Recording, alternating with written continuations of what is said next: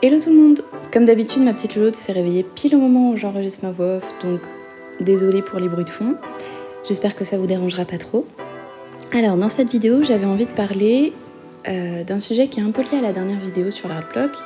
C'est la capacité à mettre de côté les inquiétudes qu'on a quand on est débutant et cette envie de se comparer pour pouvoir juste apprécier de découvrir de nouvelles techniques et de progresser en fait dans son art de tous les jours.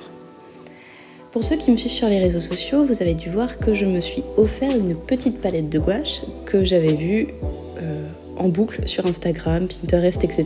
Je la trouvais trop jolie, donc j'ai fini par craquer. Et souvent, je travaille avec de l'aquarelle. C'est ce dont j'ai le plus l'habitude pour travailler en traditionnel. Et je me suis mis à la gouache avec plutôt une attente d'être assez forte dès le début, comme on peut avoir souvent. J'avais regardé 2-3 images en ligne et je me disais ça doit marcher comme ça, ça va être facile. Et je me suis pris une de ces claques. La gouache, c'est pas simple. C'est vachement fun, mais c'est pas simple du tout. Les premiers tests, c'était un peu chaotique. Donc j'ai fini par regarder des vidéos d'une illustratrice. Alors je retrouve son nom, c'est Alison Aletta Illustration, sa chaîne. Je vous la mettrai en barre d'infos. Mais franchement, déjà elle dessine super bien. C'est un univers vachement cosy, hyper chaleureux. Enfin moi j'adore. Et elle a fait des vidéos justement sur l'initiation à la gouache et les petites choses qu'il faut savoir au début. Et ça m'a vraiment aidé franchement de regarder ça. C'est top. Je suis passée d'une une approche en mode je vais y arriver tout de suite. En fait non, c'est comme tous les trucs qu'on utilise, tous les outils en fait, faut apprendre. Et j'ai trouvé ça vachement fun. C'est la première fois depuis un long moment que je me confronte à quelque chose que je sais pas faire et que je me sens pas mal de pas y arriver du premier coup.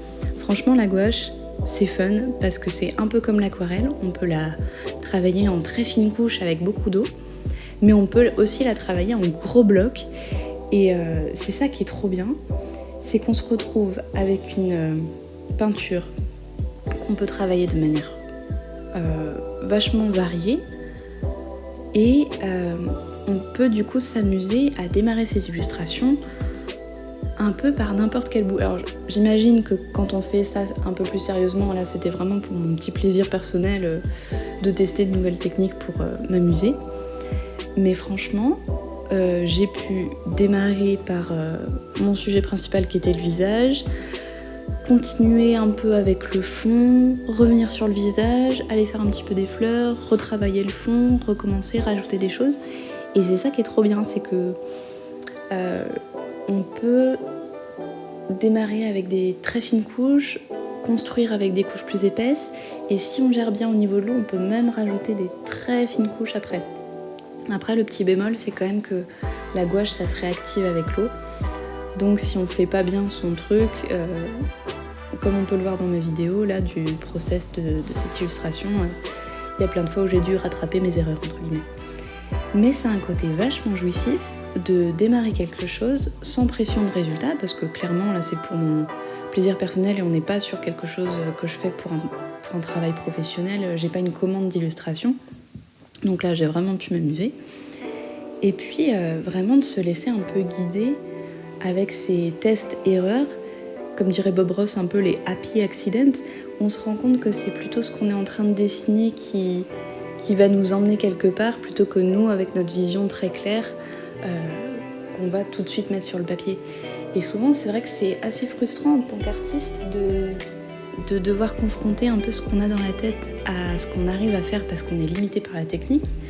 Mais là, c'est justement ce que je vous invite à faire. Laissez-vous être débutant dans quelque chose et laissez-vous guider et vous allez découvrir des trucs fun. Parce que franchement, moi la gouache, je me suis vraiment éclatée à faire ce dessin. Y a plein de choses que j'ai envie de tester. J'ai eu des super tutoriels sur des décors d'animation Ghibli. Et oui, c'est vrai que là, quand on voit toutes les possibilités, après avoir un peu de pratique, ça donne vachement envie.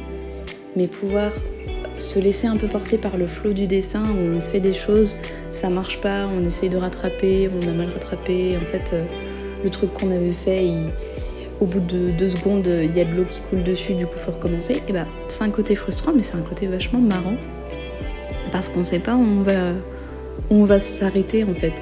Là, cette illustration, j'ai fait une pause parce que je l'ai filmée en 2 fois.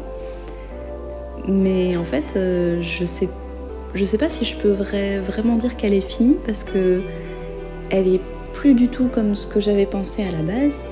Et je l'ai tellement repris que plus je la travaille en fait et plus il y aurait de choses à faire. Je pense que c'est le genre de choses où on est un peu sur un brouillon et si je voulais vraiment faire une illustration professionnelle bien finie pour un client, là je la referais plusieurs fois en fait.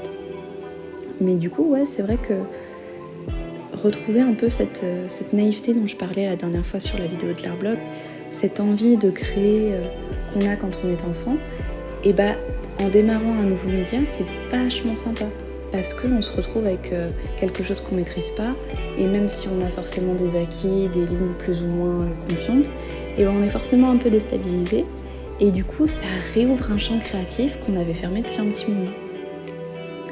Franchement, je sais qu'avec l'illustration digitale, je me suis un petit peu enfermée dans une routine de comment je faisais mes dessins. Et c'est vrai que le traditionnel, ça offre cette liberté d'utiliser ses erreurs et de devoir justement avancer avec elles, qu'on aura un petit peu moins dans le digital, parce que le digital, il y a plus cette facilité à revenir en arrière. Et ça m'a rappelé aussi l'importance d'avoir un petit carnet de croquis, un petit carnet en gribouille en fait. Jusqu'à maintenant, j'ai fait beaucoup de dessins où j'essayais que ce soit au maximum fini. Mais c'est vrai qu'avec la gouache, cette semaine, j'ai vraiment retrouvé ce plaisir de test-erreur. Et je pense que c'est pour ça que c'est quand même vachement intéressant d'avoir un carnet de croquis. Et de pouvoir accepter justement d'être débutant et de faire des tests. Et en fait, ces phases de tests où tout n'est pas parfait, mais en fait, vous vous êtes éclaté. Donc voilà, j'espère que ça vous aura un petit peu motivé à dépasser ces petites peurs qu'on peut avoir, la peur d'être débutant, et à vous libérer un peu de ce poids et à vous dire vas-y, je prends mes crayons, je prends mes pinceaux et j'y vais.